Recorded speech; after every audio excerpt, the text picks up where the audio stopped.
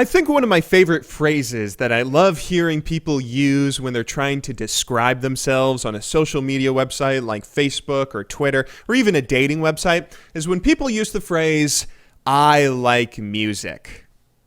Who doesn't like music? Music is probably one of the most wide-ranging hobbies that a human being can have. You'd probably be pretty hard-pressed to find a single person out there that doesn't have at least one song or band or guilty pleasure that they don't enjoy blasting after a long day's work. So let me try and not be very cliche here when I say that all of my life I've enjoyed quite a bit of music.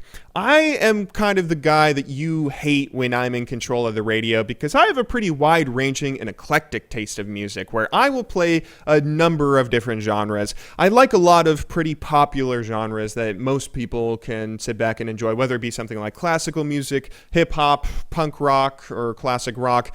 But I also enjoy quite a number of genres that people hate, despise, can't listen to, like country music, good old Rocky Top Tennessee, Death Grips, or maybe the king of all of them, jazz. Jazz is one of my favorite genres of all time, and today I want to take some time to talk to you guys about one of my favorite artists of one of my favorite genres, Chet Baker, Oklahoma native, West Coast legend, jazz trumpeter, singer, songwriter, and incredible cultural icon from the 1950s. He is probably my favorite musician of all time.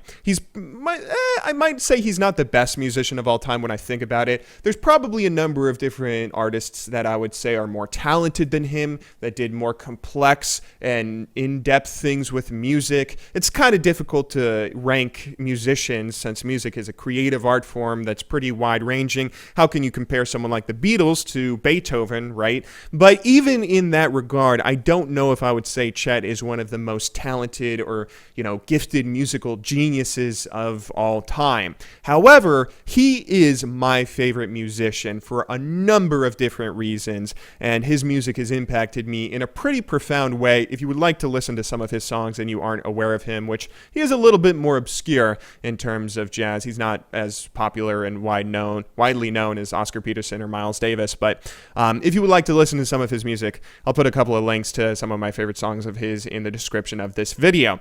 But anyway, let's go ahead and start this off by talking to you guys about how I got introduced to jazz, because it's kind of significant. When I first heard jazz, it was when I was around 4 or 5 years old. I was sitting at the dinner table, and my father put on Oscar Peterson records. Oscar Peterson, incredible jazz pianist who just did so many wonderful things. And I remember listening to jazz and his music for the first time, and it just blew my mind away how I couldn't keep my body still. I had to bob my head to the beat or tap my foot along with it or something because it was so exciting how it made my blood pump and made me want to get up and dance. It was such an exciting, energetic kind of music that I hadn't ever really heard before. I typically heard classical music at the dinner table that my mother would put on. My mother, on the other hand, was one of those people that typically can't stand listening to jazz. Jazz is one of those genres in general where the people that don't like it, they don't passively not like it. They hate it. They absolutely hate jazz. And my mother was one of those people, so I didn't get to listen to it too much growing up, or at least listen to it at the dinner table too much growing up. So maybe it was a combination of enjoying listening to that blood-pumping style of swing music, along with the rebelliousness I wanted to have against my parents and against my mother, wanting to listen to something that was so off limits to her, it seemed, that I really just enjoyed jazz, all sorts of different jazz, growing up, all throughout my childhood. It feels like I was always finding one new artist or one new band to listen to. Although, even though I enjoyed quite a bit of jazz, I typically stuck with the same style. I would always enjoy listening to the bebop jazz, the kind of jazz that was swingy, bebop, the kind of quick and eclectic, busy, complex jazz that was really quick. And I think you know what I'm talking about when I say that. The kind of music that you would hear in Whiplash, the kind of music that's very, very quick and intense to listen to or intense to play. Now, this is something that kind of spanned a number of genres of mine. I always enjoy listening to more energetic and quick, exciting music rather than slow and passive songs, and this especially extended over to classical music. I always enjoyed quite a bit of classical music, not just because it's pretty beautiful music to listen to, but also because I played quite a bit of it. I started playing piano when I was around 4 years old, I believe. I started taking piano lessons somewhere around 4 or 5 years old, which I took up until I switched over to cello in the 4th grade when I started playing in the orchestra for school, which I played all the way until I graduated high school. So I always enjoyed playing classical music and enjoyed partaking in the experience of classical music, whether it's listening to it or playing it myself. And I always had a very similar feeling with classical music as I did jazz. I enjoyed Vivaldi or Mozart or Beethoven, the very quick pieces that had a lot of complexity to them. That's not to say I couldn't enjoy Clair de Lune or Eric Satie or something, but I would always enjoy a Hungarian Rhapsody, Franz Liszt or something, where I would always enjoy that a little bit more because it was more fun. It was more fun. I was never the most technical piano player or cello player. I was never that quick with my fingers, and my fingers are actually a little bit small, proportionally speaking, to my hands and the rest of my body, since I'm a bit of a giant at 6'4", 6'5". However, I've always enjoyed those pieces, even however difficult they may be to play, compared to the slower, more drawn-out pieces, and it's typically something you would probably hear from most musicians, particularly string musicians. When you're playing a string piece and you're playing a slow piece where you have to have very long notes, I think one of the things when it comes to bringing out the emotion in a slow musical piece is trying to take every note and draw as much emotion out of it as possible, as slowly as possible, a lot of the time, depending on the piece, where in playing cello, that actually is kind of difficult, not just because it's a difficult thing to do musically, but it's also very painful on your arm. When you're trying to take a single note that you're pulling the bow across the string and you're trying to make it last as long as possible, use the entire length of the bow, and then only after an eternity can you do another note, and then another note, and sometimes changing notes but not changing, moving the bow, just so slowly. Not only is it a very difficult thing to do musically and to actually do well, but it's very hard on your arm, particularly when you're a nerd like me that doesn't work out very often and have a lot of muscles in his arms. So I always hated those pieces, not just to listen to, but to play as well. But the reason I bring this up is because Chet Baker was the complete opposite. Chet Baker was a musician who started gaining prominence in the jazz scene on the West Coast, particularly in Santa Monica, Los Angeles, in the 1950s, where he never wanted to play the bebop riffs. He never wanted to play that kind of quick, jazzy, and that very blood-pumping kind of quick, happy jazz in the way that I like listening to it, as many other people like listening to it. It was a pretty popular kind of jazz, particularly around in the 50s, where Chet was the complete opposite.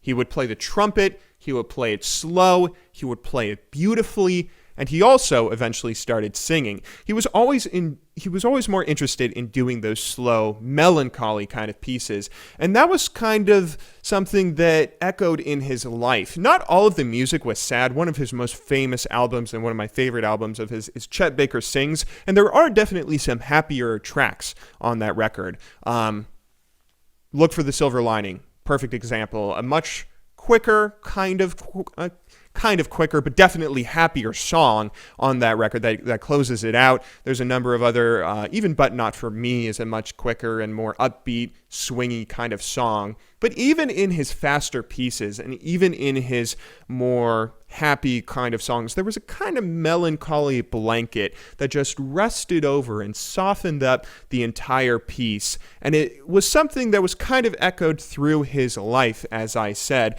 because Chet Baker he didn't lead a very happy kind of life. He broke out as a cultural icon in the 50s, as I said, as a sort of product of the cool jazz kind of mentality in the 50s, where he was this very handsome player that was very handsome, very suave, that had a kind of weird singing voice, but a lot of people found it very attractive, and he had very good trumpet playing skills to a point where all sorts of women fawned over him. He was constantly out hanging around with women. There's a funny little story in a documentary made about him where he was playing in a club in Paris once where one of his friends went up to sit next to a girl at a table when they were listening to him. And before he turned to talk to her, the girl said, "Don't talk to me. I'm in love with Chet Baker." And he's responded by saying, "Yeah, me too." He was a kind of hypnotic person where he would always capture the aura of a room, not just through his music, but through his looks and through his voice and through his singing and everything. So he was a very odd sort of iconic person that, despite all this fame and success that he garnered when he started making music, he also got very addicted to drugs very quickly and had it pretty much destroy his career for a period of time. He started making music in the 50s, but I think around 1957, 1958 is when he first tried heroin, and he got very addicted to it very quickly. Heroin quickly, I cannot emphasize how quick, it just destroyed his life to a point where in the 60s and 70s, music was not the number one thing on his mind. He was just focused on getting high. He spent so much time all throughout Europe, in and out of jail, for various drug-related crimes, constantly doing drugs, to a point where he would pawn his instruments just so he could buy heroin and cocaine and a number of drugs. And eventually it all culminated in an incident where nobody really knows what happened. He claims someone tried to rob him, where he showed up with a bunch of guys that chased him around. Some people think it had a little more to do with drugs and him not being able to pay a drug dealer. But he ended up having an incident where he got beat up and his face kicked in. His teeth were not in the best shape ever, but all of his teeth and gums had all sorts of damage to him to a point where he ended up having to get most of his teeth taken out and he had to wear dentures.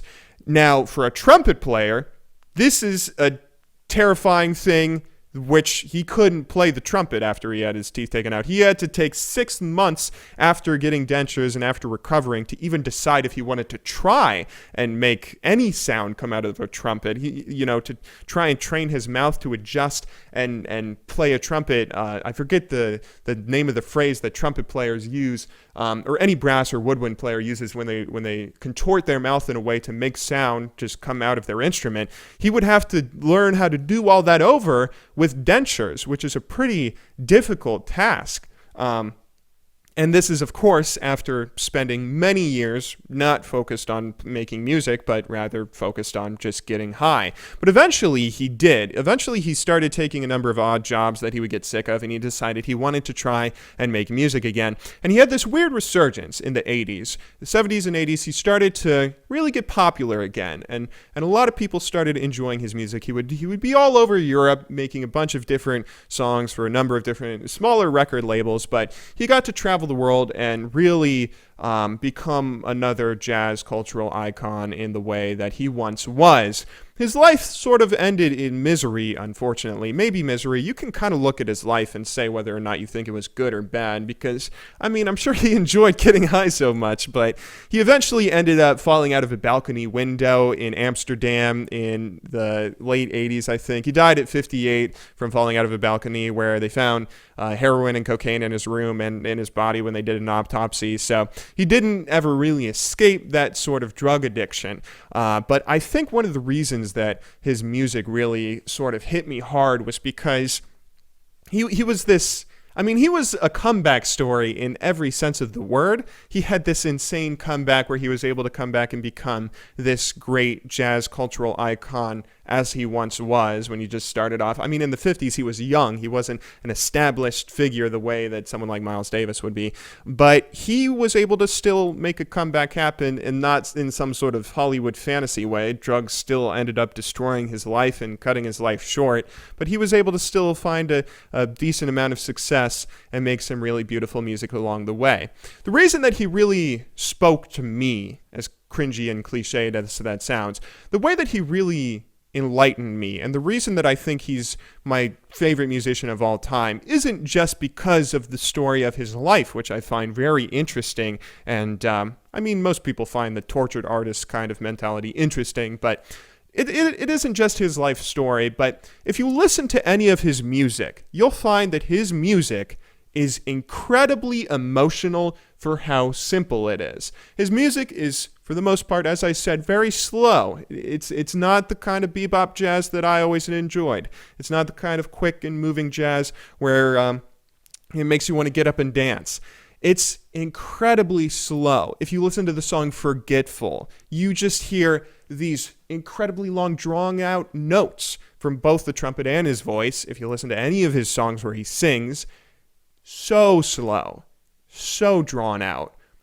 And it's the first number of pieces that I heard where I was able to actually hear the emotion. And when you draw out, you don't talk quickly. You don't sing quickly. You let each note linger and let the audience that's listening to you just rest on each and every note in a very calculated kind of way. Maybe calculated isn't the correct word to say, but his music really changed how I viewed jazz, how I viewed pretty much every genre of music that I enjoy listening to a point where his music is maybe my favorite of all the genres and all the artists that I've listened to over the years. And it really opened up my mind and how I view things in a really positive way that I'm glad to see happen. I kind of wonder, I assume that most people have something like this. When you're a young kid and you're first discovering music, you typically get hooked on certain things, and then eventually you have something that comes across that really opens up your mind and opens up your eyes to the kind of thing that, or kinds of music and kinds of styles that you had never previously heard before. Feel free to tell me what yours are in the comments down below.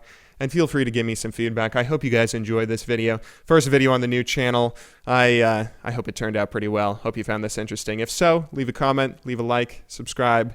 I'll see you all tomorrow. But until then, thank you very much for watching. Good luck in solo queue, and have a wonderful day.